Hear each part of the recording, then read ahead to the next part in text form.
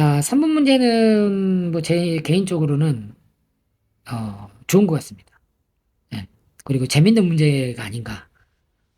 일단 3번은 그 답안을 어떻게 구성하면 좋겠습니까? 일단 접지에 대해서 사용 개념으로 전개해 주는 거죠. 그 다음에 접지 방식 물어보잖아요. 이거 뭐 단독, 공통, 통합 접지가 있어요. 그래서 일단은 앞부분에다가 이런 게 있습니다. 종류를 나열해 주고 단독, 공통, 그리고 통합 접지를 각각 이 포맷으로 예, 개념도 특징 이렇게 전개를 했어요. 그 다음에 2번 문제가 말은 엄청 긴데 핵심이 뭔가요? 자, 앞부분에 1번에서 보면 단독, 공통, 통합 접지가 있다라고 이야기한 거거든요. 근데 단독 접지를 안 한다는 거예요. 왜? 사람한테 위험할 수 있어서. 단독 접지를 하게 되면. 설비관 등진이가 되지 않아서 안전 위험이 있어서 단독 접지는 지양한다. 그러면 가장 좋은 건 네, 통합 접지가 제일 좋죠. 통합 접지가. 그래서 대형 건물이나 IDC 방송국 규모가 크거나 초기 시공할 때는 아예 이렇게 다 모든 걸 다 등전이로 묶어버리는 거죠. 그러면 뭐 설명한 김에 전이가 균등화되기 때문에 감전이나 오동작 위험이 최소가 됩니다. 그런데 초기화기 때문에 초기에 어떻게 설계냐에 따라서 품질 성능이 좌우가 되고 난이도가 높을 수가 있죠. 왜? 모든 설비들에 대해서 감안을 해가지고는 해야 되기 때문에. 자, 여기 보시면은 개념을 한번 이야기를 안 하고 넘어갔네요. 전기 설비의 통신 필요 설비 등 모두 함께 접지해서 모든 장비의 등전위를 유지해가지고 인체의 감전 우려를 이게 포인트죠. 감전 우려를 최소화. 만약에 이렇게 안 돼 있다. 이 단독 접지 같은 경우에는 쉽게 말해서 이쪽으로 낙뢰가 쳤어요. 그래서 필요 설비를 타고 가지고 이렇게 갔는데 그 순간에 사람이 이렇게 양쪽으로 잡고 있으면 사람 통해서도 가버린다. 그러니까 엄청 위험하다는 거예요. 여기도 지금 여기하고 여기 지금 전립계통의 공통접지하고는 안 돼 있지 않습니까? 그러니까 그런 위험이 상쇄한다는 거죠. 그런데 요 같은 경우는 어떻습니까? 예. 감전을 아주 최소화하는 접지 방식이 가장 좋다라는 거죠. 그렇죠? 그런데 설계 난이도가 높고 비용도 많이 들겠죠. 어쨌거나 가장 언제 한다고요? 초기 시공, 아예 처음부터 질 때. 그런데 그럼 공통접지는 언제 합니까? 이미 시설이 되어 있는 데에다가 추가할 때, 그 다음에 개통물로만 묶어줄 때 한다는 거죠. 접지 설비 구성이 단순하고요. 기존 설비의 추가 시공이 용이하다는 거예요. 이미 되어 있는 것들은 그냥 놔두고 예, 신규에 대해서는 포괄하면 되니까. 예. 전력계통에 대해서는 접촉을 분리하지만 등전위로 연계한다.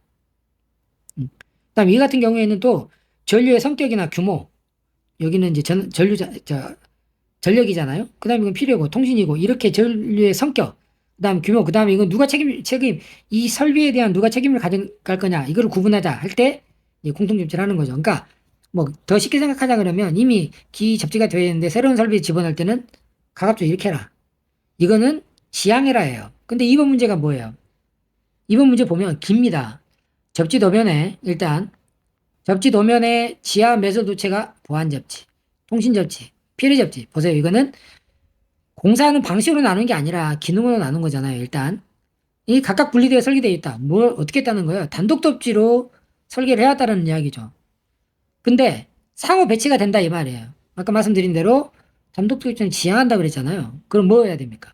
공통 접지나 통합 접지를 해야 된다는 거예요. 그래서 요 문제는 그대로 읽어보면 스토리가 이렇게 쭉 좀 가는 거예요. 네.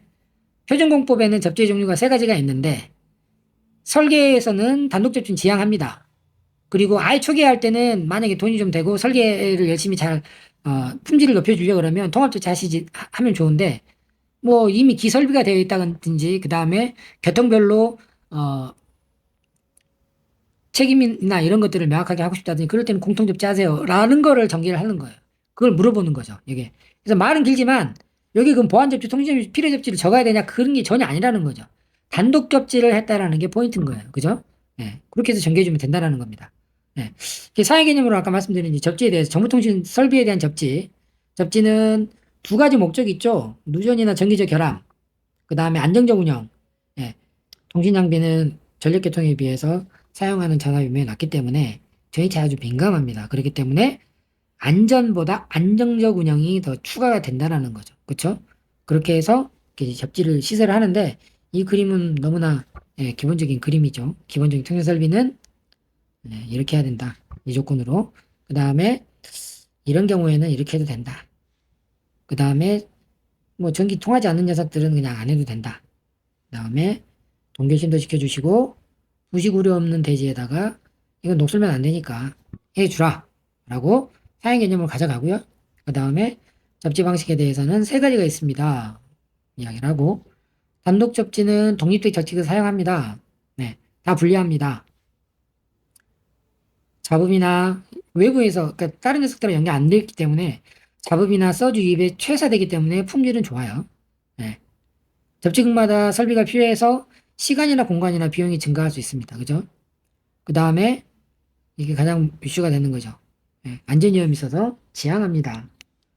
공통 접지하고 통합 접지는 아까 말씀에 설명을 드렸고, 그리고 이제 이 2번이 7번으로 정리를 한 겁니다. 이게 통상 보면 이렇게 문제가 두 개가 나왔을 때 문제에 대한 밸런스가 아주 중요하잖아요. 그러면 이것도 한 장, 이것도 한 장, 이건 이런 문제가 아니라는 거죠. 그래서 꼭 문제를 그렇게 나오는 이 서브 문제별로 나눠줄 필요는 없다. 내용을 보고 예, 이거를 분량을 맞춘다고 해서 이거를 한 페이지 한 페이지 적는 것보다 이렇게 적는 게 아마도 채점하시는 분들은 그래 우리의 의도를 이해했어라고 생각할 수도 있어요. 그쵸? 네. 자, 감리원은 뭐 해야 됩니까? 예. 감리원이 착수 단계에서 뭐 한다고 말씀드렸습니까? 예. 설계가 제대로 되어 있는지 확인하는 거잖아요. 그쵸? 기술 기준이 명확한지 확인하는 거잖아요. 검사를 이 앞 문제에서 봤습니다만 어떻게 검사할 건지 확인하는 거잖아요. 그런데 초기에 착수 시점에서 설계 도면을 검토해가지고는 표준공법하고 배치가 되는 지금 여기 단독 접지를 해왔다는 거죠. 그러면 설계하는 쪽에 알려주는 거죠. 조치를 한다. 예. 일단은 배치 내용을 공유를 해야 됩니다. 발주처하고 설계자한테 통보를 해야죠. 통합 접지가 원칙인데 단독 접지로 설계가 되어 있다. 그러니 설계 변경해 주세요. 그런데 이제 설계하시는 분들이나 발주처에서 그렇게 이야기할 수도 있죠. 이거는 필요에 의해서 분리발주한 거예요. 네, 분리접지한 거예요. 라고 이야기하는.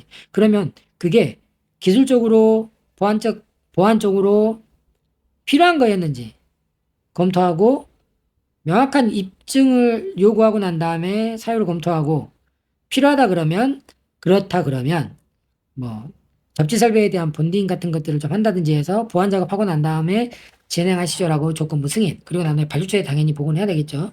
네, 이런 내용들을 해야 된다는 거죠. 그리고 제일 중요한 게 내용을 문서화해야 됩니다.